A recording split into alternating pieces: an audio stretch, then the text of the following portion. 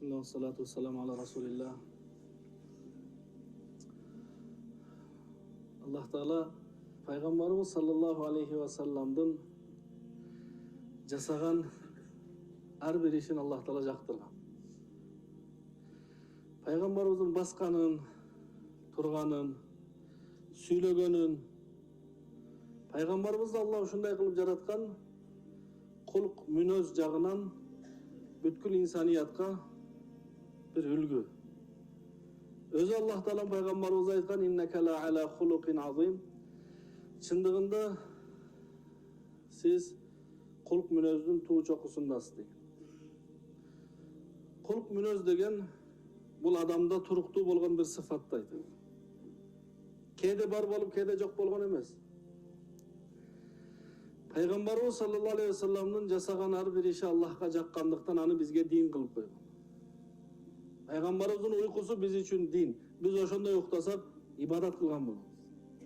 Peygamberimizin тамак жегени бизге дин болот. Биз ошондой тамак жесек, ибадат болот.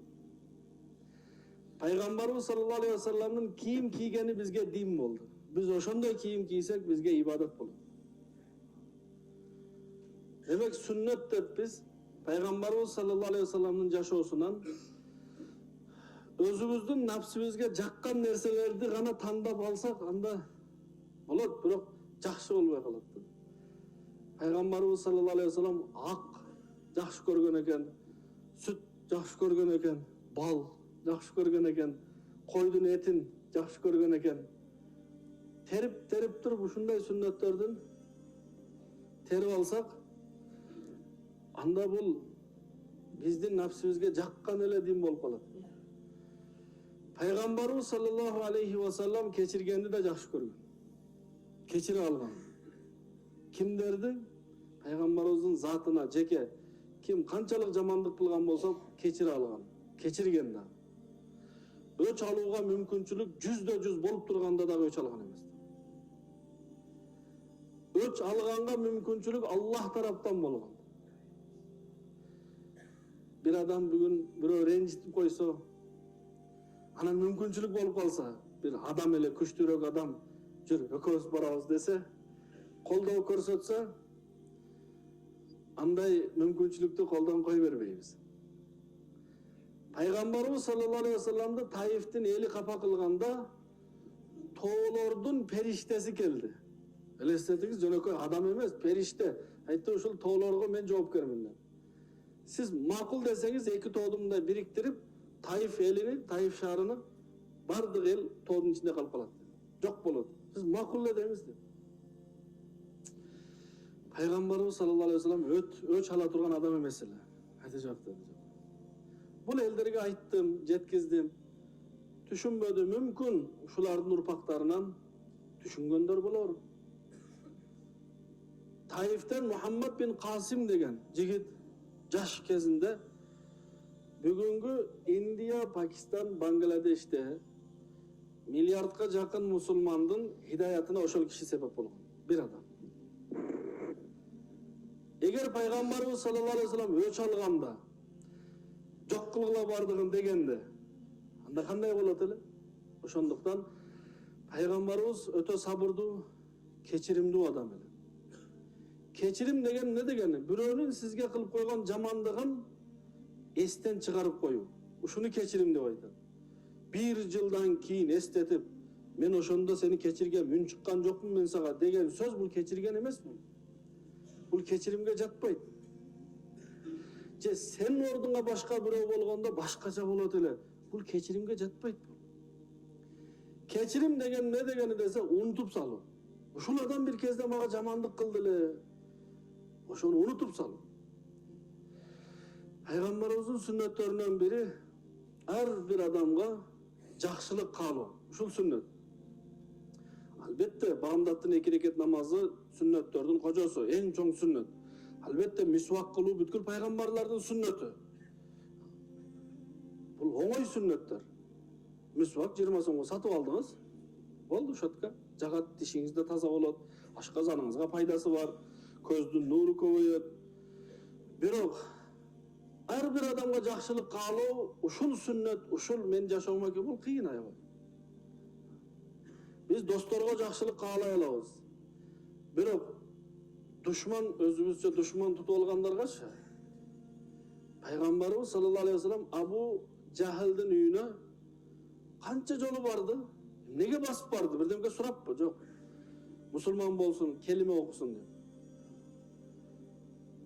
Аягында Абу Жахылга кабыл албады. Бирок баласы Икрима радиаллаху анху ислам динин кабыл алды. Пайгамбарыбыздын жүрөгүндө ар бир жаранга, ар бир адамга, ал мусулман болсун, ар бир инсанга жүрөгүнөн толук жакшылык каалайт эле. Эмне каалоо? Аллахым ушул адам тозокко түшпөсө экен деген каалоо бар. Бизде дагы бар элге жакшылык каалоо. Биздики кичинекей. Ушул ачка калбаса экен, үшүп калбаса экен, үй жок калбаса экен, жумуш жок калбаса экен деген бизде дагы кичине жакшылык каалайбыз биз. Бирок Пайгамбарыбыз саллаллаху алейхи вассаламдын жакшылык каалаганы бул эң чоң жакшылык. Алла ушул тозокко түшмөсүн. Ошондуктан бизге шариат алып келди, дин алып келди. Ошол дин менен жашаган инсан бул тозокко түшпөйт. Мына канчалык жакшылык каалаган. Дүйнөдө өзүн ойлогондо эгер Аллах Таала айтты, эгер кааласаң деди. Но тоолор элестетиңиз бүгүн бирөөдө ушунча алтыны болсо, алып тынып калат да, тынып. Алтын деген өзү алдыңды тынып үн чыкпай жүр деген сөз да. Ошон үчүн алтыны бар адамдар бар го, алтын жөнүндө сүйлөбөйт, тыныч жүрөт. Демек ошолордо алтыны бар да. Кичине алтыны болсо эмне кылат? Катат. Бирөөдө 1 килограмм алтыны болсочу. Пайгамбарыбыз айтты, ушул тоо алтын болсо, сен аны каяк коем, кантип сактайм? Адамда биринчи биз мисалы издейбиз, акча, байлык, алтын, күмүш. Тапкандан кийин каяка коерубузду билбейбиз. Элестетиңиз, элестетиңиз. Аллах бүгүн кимдир бирөөгө 1 килограмм алтын берип койсо, не кыласыз? Биринчиси уйку качат. Койнуңузга салып алганыңыз каяк коюш керек? Бул жактан бүгүн эле чыгып кетиш керек, бул анык. Чыгып кетиш керек, каяка барам? Үйгө барса болбойт. Досторуңузду бүт баарын жок болбойт.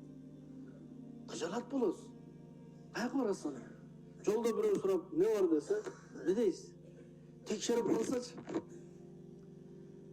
Пайгамбарыбыз не деди? Катыштын кереги жок деди. Ошол кааласаң тоо алтын болот, сен айткан жака артыңан ээрчип барат деди. Сактап да берем. Пайгамбар алейхисалам айтты жок. Мен жөнөкөй жашоодо жакшы көрөм. Сүннөттөрдөн бири жөнөкөй жашоо. Караңыздар, жөнөкөй жашоо менен кедей жашоодун айырмасы бар. Бизде жөнөкөй жашоо деселе, болду үйдүн полдорун чыгарып салып жерге жатыш керек экен. Диванды чыгарып салып туруп жерге, бул нерсени жөнөкөй жашоо дегени Аллах бергенине разы болуп жашоо.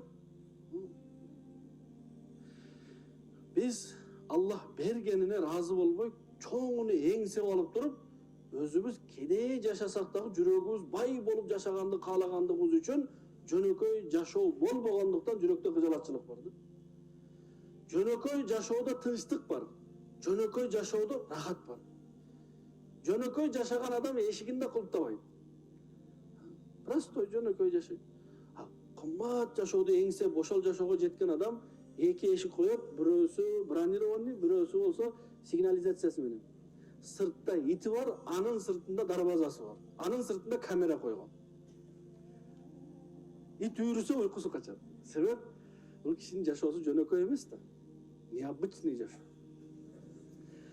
Ошол сүннөттөрдөн бири жөнөкөй жашоо. Кийим кече жөнөкөй, тамак ашыбыз жөнөкөй. Үйүбүз жөнөкөй. Үйдүн ичи машалла жөнөкөй. Эгер үйдүн ичинде жөнөкөй жашоо болсо, ошонун ичинде тынчтык, берекет, ынтымак деген нерселер болот. А эгер үйдүн ичинде кымбат буюмдар болсо, Алла сактасын, бир нерсе сынып калса, тополоң болот, уруш талаш болот. Ал-бададату минал иман, жөнөкөйлүк иман белгиси, имандуудун жасоосу жөнөкөй болот. Ушул бир сүннөт. Мисалы караңыз, жөнөкөй жашаган адам, аз кийими болгон адам, шкаф кереги жок ал адамга. Харун Рашид деген bir padişah болгон, эме чоң падыша. Президент эмес, падыша болгон. Бирок бир тууганы uzun көйнөк кийип алып, астынан шым кийбейт экен да. Аны элдер сөз кылыптыр, падышанын бир тууганы шым кийбейт деп. Падыша чакырып, кичине өзүн мындай элдин көзүнчө акылы жок адамга салып жүрчү экен. Бирок өзү аябай даанышман, аябай чоң олия болгон. Бехлул деген. Чакырып айткан экен. Кара, уят болуп атабыз. Эл сөз кылып жатат. Шым кийип албайсыңбы десе, жарайт, шым кийейин, бирок мага 2 шым керек да дейт экен. Бирөөсүн кийип, бирөөсүн запас. Болуптур, 2 шым алып берейин. Анан мен бир шымды кийгенде экинчисин көтөрүп жүрмөк белем. Аны койгонго сандык керек да дейт. Сандыкты алып берейин. Эми ошол сандыкты койгонго үй керек да десе, үйдө салып берейин десе. Аны мен үйдө жок кезде үйдү караганга кароолчу да керек десе, кароолчу да коюп берейин десе, ушунун баары бир иштан үчүнбү дейт. Кийбейм ошол иштанды. Биздин жашоодо жөнөкөйлүк болбогондук себебинен бири-бирине ушундай чынжырдай байланып кеткен да. Кийим үчүн шкаф керек, шкаф үчүн комната керек, комната үчүн үй керек, үй үчүн чоңураак расход. Аны үчүн көп иштеш керек, ал акча айлык жетпейт, чет мамлекетке барыш керек. Эгер азыраак кийим болгондо үйдүн бир бурчуна, бир түйүнүн ичинде турат эле. Ага кошумча шкаф кереги жок эле, бөлмө кереги жок эле, үйдү бузуп жаңынан салыштын кереги жок эле. Биз башка нерсе менен алектенет элек. Бүгүн айылда да, шаарда да стройка. Жылда стройка. Не болду? Үй ичине батпай калдык үйгө. Биз батып атабыз, биздин буюмдарыбыз батпай атат.